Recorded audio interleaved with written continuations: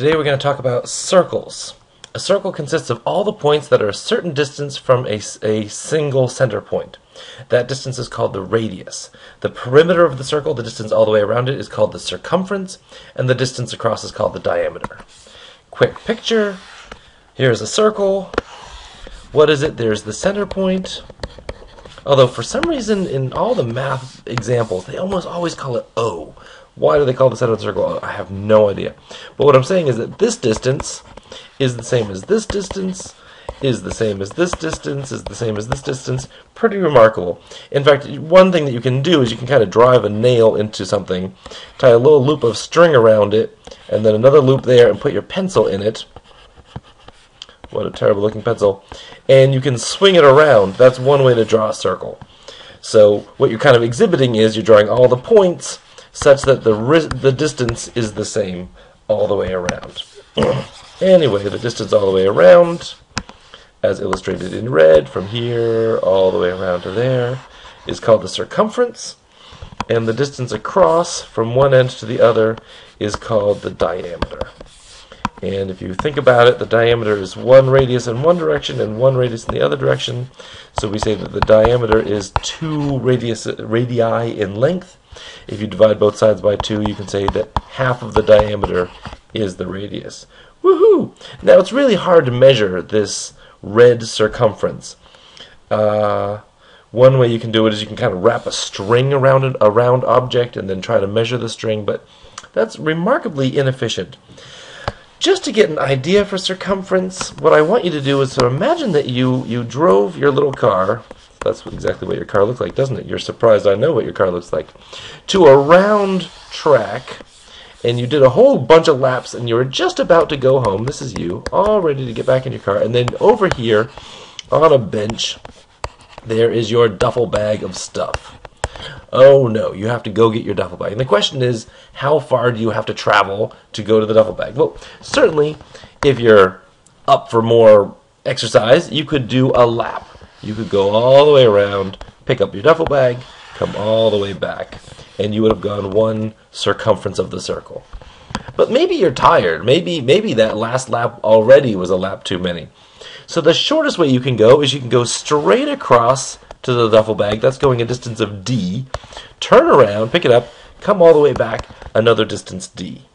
And I hope what you can see from this illustration is that the circumference is greater than 2 diameter. Going around the red circumference is a longer trip than cutting across the field and cutting across back. Now, sometimes in the middle of fields they have a whole lot of stuff. And if there's a whole lot of stuff there, then you couldn't go through it. But I'm imagining that you have sort of this round field with a running track around it that just happens to be perfectly circular. They tend to use ovals, but whatever. So yes, so the circumference is greater than 2 diameter. I also want you to think, what would happen if, for whatever reason, you decided to walk in a square? You're one of those right angular type people, and you went straight up like that, and then cut over. Now hopefully you realize that that is longer distance. That if you had walked along this green line and then over here, and you were trailing a string around, you were leaving a string behind, you could pull some of the string in, and it would come to be curved. Well, if you made it so. But that is a longer distance. And if you went this way and then down, picked up your stuff, went down and over and up, if you went that distance, I'd hope you realize that that was greater than going around the track. That's going above and beyond. If you were in a race and everybody's running on the curved track and one person is running on this green square, that person is kind of an idiot because they're running more than they have to. But what is that distance? Well, from here to here is the diameter, just as we said. And similarly, this is another diameter, and we have another diameter, and we have another diameter. So I hope that this convinces you that the circumference is less than 4 diameters. And if we put these two pieces together, we say the circumference is somewhere between 2 diameters and 4 diameters.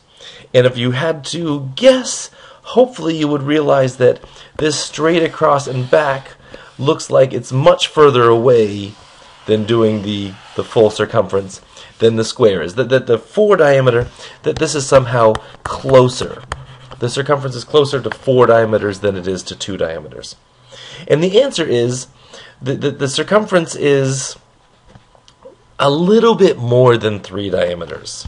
C is a little more than 3 times the diameter. Specifically, there's this crazy number called pi. C is pi times the diameter. And pi is approximately 3.14, but it isn't exactly. If you bust out a calculator and you hit the pi button, you'll see, and even this isn't approximate. At the end of this digit, there's more going on and on and on forever. This is a weird number. It's called not only an irrational number, it's called a transcendental number. It can't be a fraction. It can't even be the solution to an equation. It's bizarre. So let's see. I would say I'm going to stop where this 9 is. When you round with a 9, you're getting pretty close. So I'm going to say 3.1416 is pretty accurate. 3.1416 for the stuff that we do in our class. 3.14 is pretty close. Rounding from a 1 isn't so bad. Pi is approximately 3.1416. And this is, we could also take this C equals pi d formula, and we could divide both sides by d. D divided by d cancels out. So what is pi really? Pi is really the circumference divided by the diameter. And it's kind of amazing that if you took a lot of different circles and you wrapped string around them, and then took like a coffee can and you wrapped a string around it and put a marker off, and then you measured that distance and you measured the diameter. So you had the circumference and the diameter. If you divide it, if you do it accurately enough, you're going to get a number a little bit more than 3. If you do just about anything, larger circles, smaller circles, you're always going to get that same number. That's approximately 3.1416, but is in fact a tiny bit more than that. Actually, a tiny bit less than that. We rounded up to that. So it's a little bit more than 3.14 and a little bit less than 3.1416. And yes, that is your formula. A lot of people, so you could either say, so if I say what is pi, I want you to say C divided by D. It's the circumference of a circle divided by its diameter. Now, a lot of people don't say C equals pi D, even though that's so nice. They usually combine that formula with the diameter equals 2 radii formula, and they get their child, which is C equals pi times 2r, and for some reason everybody always puts the 2 first, so C equals 2 pi r. I want you to know this. And I am constantly surprised at how often people confuse this with the area of a circle formula, but so be it. So, good enough for now.